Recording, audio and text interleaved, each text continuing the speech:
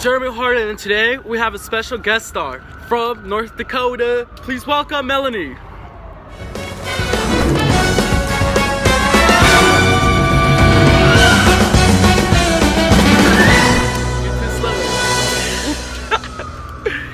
Welcome back, Melanie. We recently had you for that 420 show. So, you were giving us a little bit of information of women history. Oh, yeah. African women's that made an impact, not only an impact, but history in America. So today, Melanie, as you can see, we're not smoking or having fun or anything like that. But, today we have an important topic to talk about, kind of touch a little deep in your life. Your personal life, as a woman, as a transgender, as your whole transformation, your whole kind of like where you started, what brought you to this conclusion, like this is it, this is me, and period. But before that, I want to say, the question is, when was it like your first time, like, oh, I need to go to LA, leave North Dakota and go to, like, because you're definitely not from LA, right? You're not. No, I'm definitely not from California. And I've never even been to California, to be honest with you. Right. I wanted to, come and visit before I moved here, but unfortunately, Lord's willing, didn't give me that opportunity to move here and come and visit per se, and check things out, look at the scenery. I just came here, and I went through a lot to get here, to get to this point. Right. But I'm here. Right. Wait, okay, so since you're from North Dakota, I bet like all South Carolina? Yeah, South Carolina. I'm so sorry, South Carolina. You should have corrected me since like the beginning. I know, I was okay, since you're from South Carolina, I'm sure there's a whole different environment than from LA, yes. Are people more open-minded and more outgoing out there than over here, or they're close-minded and just, I feel like people in the South in general are just... they are closed-minded, but then you have that hit and miss, and you meet those people that are just outgoing and really loving, very LGBT friendly. I mean, like I said, I've traveled all over the South, so like Atlanta is amazing. Right. I love being in Atlanta. I've done a couple shows in Atlanta. I love Savannah. Savannah's very gay rural area. Charleston, South Carolina is an upcoming gayer area. It's more so based on like the trans community. Right. Are these like recent places that are being known as gay community, or these they've been gay communities, but they're now just like Savannah, Charleston, certain areas like that, like smaller towns, smaller areas. That's good. That's really good. When you were growing up, when you were coming up as a child, what was your thought of, because of course you weren't a female, right? But what age did you decide to like, what, I don't think this is my right gender, but this is my right gender, and I feel like I should be, in this position, in these shoes. It started when I was younger. I think at the age of like 5, I was singing Britney Spears. Right. And, I was singing Oops, I Did It Again. And then my grandfather, he looked at me and said, Princeton, you like Britney Spears? And I said, no, I want to be Britney Spears. And both of my grandparents just looked at each other, and they just knew that I would become trans, and they were already accepting of that. My family was very welcoming. Now, That's so good. It's very good that I had the support that I had growing up.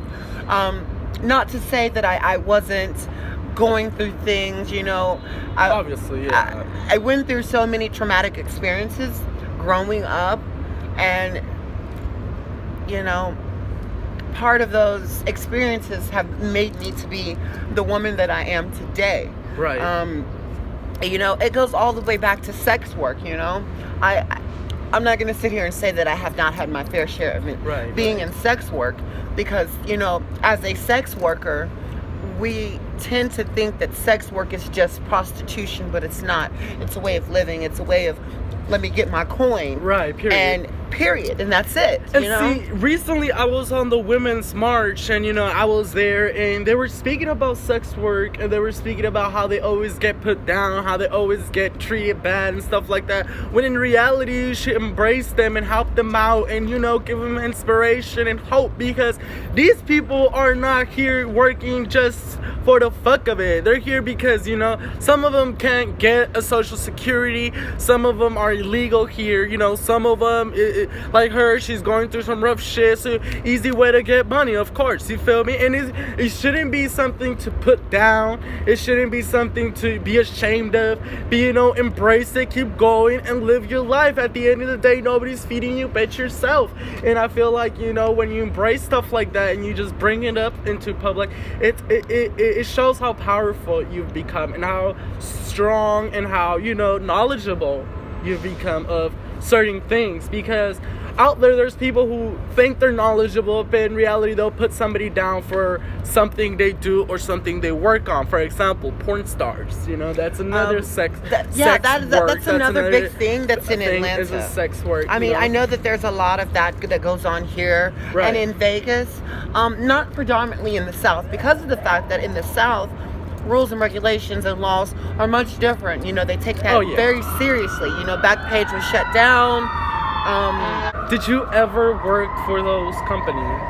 No, not myself per se. Right. I'm not gonna sit here and say that I haven't auditioned and done like some porn auditions, right, and plays, of course they were paid, and of course you come, you audition, and they pay you for that.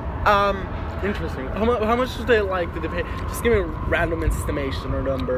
It could be anywhere between 1,000 and God, damn, 5,000. Yeah. Just depending on what type of work you do.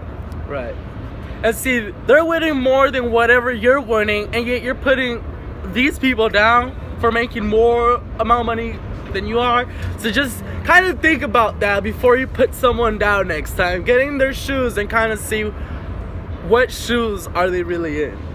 Okay, so my other personal question is, okay, so obviously you never worked for it, or you just did some auditions, but I mean, did you ever have like a full interest, like, oh damn, I really want to get dedicated and like do it? My dedication was always to school. I was in and out of school all the time, and I'm not gonna sit here and say that I did not have my fair time and wanting to be full-time in sex work, but for me it was like, okay, I had a grandmother that you had to look for. I had to look up to, and I have high respect for, even though that my grandmother kind of knows what I deal with on the regular. My grandmother's retired. She, back in the 60s and 70s, she did a lot of AIDS work. So my grandmother has seen a lot of people die, a lot of HIV, a lot of AIDS, and she's helped so many people over the years, and she's done an amazing job. And what's your grandma's name? Her name is Mary Harlen. And Alan, congratulations, because it's also Women's History Month, so Mary Harlen. Mary Harlen. Okay, your name is down here. Thank you so much for helping. Thank you. My grandmother is like my pride and my joy, Right. She's been through everything with me, Right. It goes all the way back to being in the custody and in the hands of my parents, both of my parents. But my father used to molest me. Yeah, I was about to bring that topic up, because on the 420 show you brought up a topic that was really, really personal as for me to hear it, and you were talking about how your father used to do certain things as you were a child, and my father and my cousin, as well. And I really want you to bring it up right now and kind of discuss about that, because on the 420 show we really didn't have time. We were running out of time. We had things to cover up and stuff. So I really need you to, like, what did your father did to you? How old were you, first of all, when all this happened? I mean, since I was born, I believe maybe from like 3, I was placed in the custody in the hands of the state of Alabama. From there on, I was in and out of foster care, in and out of treatment facilities. Basically, I was taken as if, oh, there's no help for this one. This one cannot be saved. Well, I was saved. I was saved by my grandma. Finally, I, did what I needed to do. I graduated high school. But I feel like the biggest effects in my life are being molested and having that post-traumatic stress syndrome and the traumatic experience happen. For me, speaking out for other women, that's my way of helping my community, right. Being there for them. And that's why I have a heart of gold, and that's why I am the way that I am. And I feel that I can save the world. But I mean, being molested and being sexually abused, it's an issue. And it's not something that people want to talk about all the time or discuss or cover, because it's a very touchy subject, I accused my father when I was younger of being molested by him. I recanted that due to the fact of being afraid of what would happen to my father or what would happen to me as a child. My mother was abused. My father was very, very abusive to my mother. I can remember times just watching them fight and seeing him hit her. It really affected me in a big way. And just all my life, abuse. So when I finally got out of that and I was able to become an adult and take care of me, my goal was to make sure that this topic doesn't happen to anybody, or try to stop it, putting a stop to violence, putting a stop to sexual abuse, putting a stop to child molestation, period. It really affects people in a big way. Now, I have people that walk up to me and say, oh, the only reason why you're gay or you're trans is because you were molested. That is not right. It's not a fucking choice. Right, because it's not a choice. A lot of straight people assume to that, like, oh, because you were molested when you were young, this is this and this is why. When in reality, it's not like that. It just naturally comes out. It just, naturally is in there. How would you explain this in your case? In my case, I feel like it was just me growing into the woman that I am. I had to make sacrifices. I had to do certain things. It took me a while to even be able to come out of that denial stage and say, I'm transgender, I'm a female. Because I have always known that I was a female. Right. But growing up in the South, you don't get that option. You don't get that feeling, that comfortable feeling that you would get from somebody maybe in the West Coast per se, or somebody in Atlanta. It's always a battle. It's always a battle of being able to get hormones, get proper care. I was buying black market hormones because of the fact that my doctors did not know what they were doing. Right. So I would have to, there were get it online and stuff. There were times where I have injected myself with certain things that, should have not been injected with, but I did it because I wanted to be a better woman, look better, feel better. Right. Hormones is a big part of people's transition.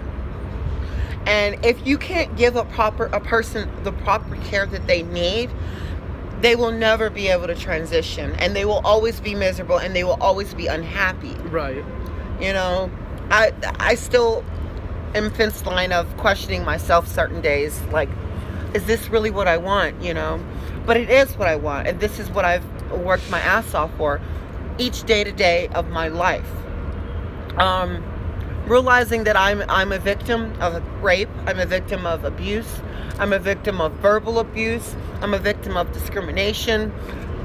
All of those key assets and key terms are like why the way the world it is. I feel like people like my father, for instance, R. Kelly. I see my father in R. Kelly, And it scares me because as I watched his interview, I felt his spirit. I felt his, I guess, his demeanor. And it just felt as if I was looking at another image of my father. You know, growing up and being placed in different hands of other people sucked because of the fact that I bounced from place to place to place. And, you know, I was kidnapped by my father, you know, and I was tortured. Me and my brother were both tortured. My brother is very strong. My brother is the type of person that is very quiet. He's not going to say anything. Me, on the other hand, I've always been that outgoing kid that's always wanted to just be out there, you know, the drama, or the let me get the attention, you know, in the room. But sometimes all attention isn't good attention. Right. You know? Right. That's what my teacher used to tell me. Not all attention is good attention. Some could leave you into consequences. And the thing, see, one more final questions before we run out of time. One final question is, you know, growing up, you know, you went through so many bullshit, you know, you went through bullying. I'm sure you went through bullying in school.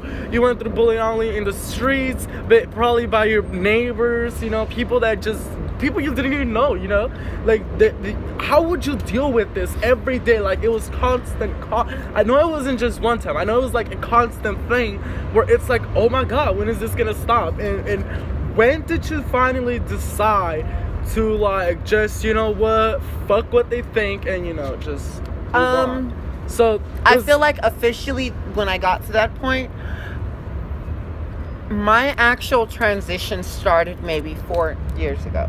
Okay. I was on and off hormones. I was taking black market hormones. I was buying them off the street, you know, without a doctor's prescription. Period.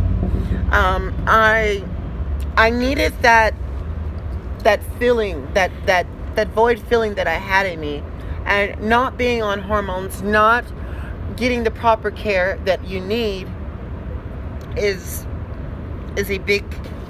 It's like, it basically is. It's like as if you want to transition and you know you can't because you're in a place that does not accept that. Right. It makes it much harder. Growing up, for me, the way that I was able to deal with that, my grandmother was my biggest supporter versus anything. I still have a personal relationship with my mother, but my mother's my heart, you know. I love her to death. You know, I would do anything for her. Right. Obviously. You know, but me and my mother still have our ups and downs about it, because she doesn't quite understand the word transgender. Right. Okay. She kind of doesn't want to, like, accept it at the same time. No, she doesn't. And when I told her, you know, hey, I have an upcoming boob job, I'm gonna be, you know, having reassignment surgery within the next year. Right. Why? You know? So for those of you who are dealing with that with your parents, with your friends, with society and period, you know, get to somebody that you can talk to, that you can trust. Get the proper support. Get on hormones, you know, because the longer you wait, the more and more unhappier you are in your life. Right. I was very miserable and very unhappy. It took me a while to even get to LA. And when I got to LA, the first thing I did after I got off the plane was go to the LGBT center. Get my paperwork started, get my medical insurance, just get everything. I've been in LA for now 7 months. I've been on hormones. I'm looking at an upcoming boob job very soon, going from a B to a D, or a D or a double D or whatever. But no, I mean, I know that we didn't come to talk about my breasts, you know? But I mean, probably in another interview, we could get more into details. But at the same time, I feel like people in general need to be happy. Right. And if you want to be happy, go out and reach for the stars. There's not a place in the world better than LA to transition in, I feel like, you know? I feel like you have not only the support, but the people. You have the right people, the right vibe, the right connection. You know, you got trillions of people out here, honestly. Oh, yeah. Like, Yeah. Not everybody has the same mentality. Everybody has different perspective view of things. But majority of Los Angelinos are supportive when it comes to LGBTQ. Majority. You know, majority are supportive. Majority, But most cases, you know? There are also cases where we have people that come from the South, you know, and are from LA. I mean, and come to LA and kind of disrupts that vibe, kind of disrupts that environment. I mean, it's called Southern nigga action, you know? You got somebody that comes from the South, they ignorant as hell, they don't know shit. Right, and And it they just just ruins think the that vibe. is okay. You know, it ruins the vibe. But thank you so much for coming. Thank you. For coming to the show, you know. Thank coming you for here. inviting me, and I love to be here and being yeah. able to speak out for other people. Yeah, and no problem. Thanks and for I just feel like doing so. I feel like our voice, speaking up, reaching out. Right. If you need somebody, just reach out and touch somebody that you know that you can go to. Yeah, you personally, you know, like because the getting counseling, getting this, getting that, it's also going to help you in the long run. Right, even if you're gay yourself or bisexual or bi-curious, whatever you are, you know, whatever the case is, don't be afraid to be you and to explore yourself and to explore with other people. At the end of the day, we are all humans. We all love to learn new things and experience new things. We are not in this earth forever. Just make sure that you do what you want to do and what makes you happy, not what makes other people happy, not what other people want, but what you want. This whole shit is about you, honestly, because in reality you come to this earth by yourself and you die by yourself, you know, and it's just the reglement of life, you know. It's just, you know, nature itself. You're not here, you didn't come with nobody except for twins, but even twins themselves die separately. They're not gonna die together, you know. Only you can make you happy. Yeah, only just you. Don't worry You about know? what other people gotta say. Don't worry about what your friend thinks about you, what your neighbor thinks about you, what your family thinks about. No, worry what you think about yourself. If you think you are right and you think you look good, girl or boy, go ahead, you look good. Keep doing what you're doing. If this makes you happy, keep on going. Keep on doing it. I support you. Melanie supports you. Well, who else supports do you need? If you got your self-support and people, at least 2 people or 1 people and yourself, boy, you're good. You don't even need somebody else's support. Just yourself is enough. You know? Okay. So again, thank you for coming. Thank you. You know, Thank you for letting me be here. for answering all these questions. You know, a little bit personal, but you know, we got through them all. So thank you so much. I hope to have you in more shows. So that too, and yeah, thanks, Melody. You're welcome. Thank you so much. You. And I hope to see you guys on the upcoming 420 420 show. I will be a guest host. Again. Again. Okay, so yeah. thank you for watching. Subscribe, like, comment, and share this video. And if you share. Share. Because this might be a message that somebody needs to hear. Right. Somebody might wake up, hear this message, and be like, oh, This is me. This is message me, is you for know? me. You know, it's just, you never know who needs a hand. So always be aware, always be attentive of who is in need. I'm Jeremy Harlen. and I'm Melanie Bryant. Thank you for watching. Thank you.